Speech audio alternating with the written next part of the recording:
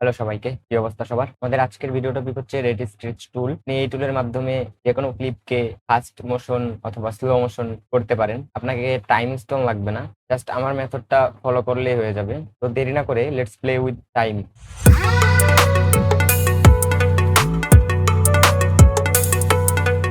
আমি এখানে দুইটা ভিডিও ইম্পোর্ট করছি।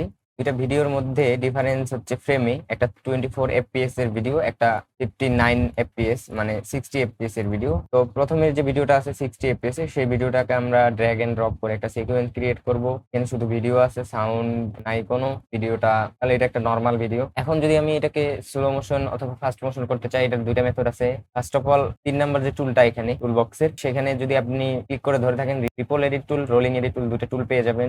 এই দুটো টুল সম্পর্কে এর আগের ক্লাসে বলেছি। তারপরের টুলটা যেটা, সেটা হচ্ছে রেড স্ট্রেচ টুল। এটা যদি সিলেক্ট করেন আপনি, তাহলে দেখতে পাবেন এরকম একটা অ্যারো থাকবে। এটার মাঝখানে একটা লাল স্ল্যাশ দেখতে পাচ্ছেন। এটা উপরে কাজ করবে না কোনো ক্লিপের উপরে। আপনি যখন ক্লিপের এন্ডে নিয়ে যাবেন, তখন দেখবেন যে স্ল্যাশটা চলে গেছে। যদি সামনের দিকে নিয়ে আসেন, তাহলে ড্র্যাগ করে অবশ্যই সামনের দিকে নিয়ে আসেন, তাহলে দেখতে পাবেন প্রোগ্রাম উইন্ডোতে দেখাচ্ছে যে -7 সেকেন্ড 01 মানে একটা ফ্রেম। আর নিচে দেখেন ভিডিওটার ডিউরেশনটা দেখাচ্ছে, সাথে কতটুকু স্ট্রেচ হলো সেটা দেখাচ্ছে। তো আমি যেহেতু এটাকে টেনে ছোট করতেছি, দ্যাট মিনস ভিডিওটা ফাস্ট হয়ে যাবে। আচ্ছা, এখন আমরা যদি প্লে করি, তাহলে দেখবেন যে ভিডিওটা আগের তুলনায় অনেক ফাস্ট হয়ে গেছে। আচ্ছা, দেখতে পাচ্ছেন যে আপনারা ফ্রেমগুলো ড্রপ করতেছে। আপনার ভিডিওতে যদি অবজেক্ট বেশি হয় অথবা ফ্রেম রেট কম হয়, এই দুইটা কারণে ফ্রেমগুলো ড্রপ করে। তো এটার সমাধান একটাই। এটা দেখানোর আগে রেট স্ট্রেচ টুল এর বিকল্প যেটা, সেটা দেখিয়ে দিই আপনাদেরকে। ভিডিও ক্লিপটার উপর ক্লিক করে রাইট ক্লিক করতে হবে অবশ্যই। এখানে আপনি নিচে দেখতে পাবেন স্পিড/ডিউরেশন নামে একটা অপশন আছে। তো এটাতে যদি ক্লিক করেন, তাহলে আপনি উপরে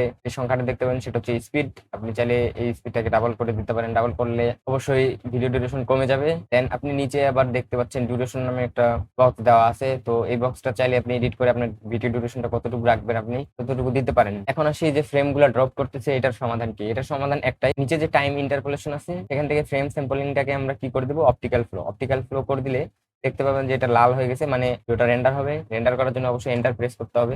এন্টার প্রেস করলে ভিডিওটা রেন্ডার হওয়া শুরু হয়ে যাবে। তো এখানে 694টা ফ্রেম দেখাচ্ছে। ফ্রেমগুলো রেন্ডার হতে সময় নেবে।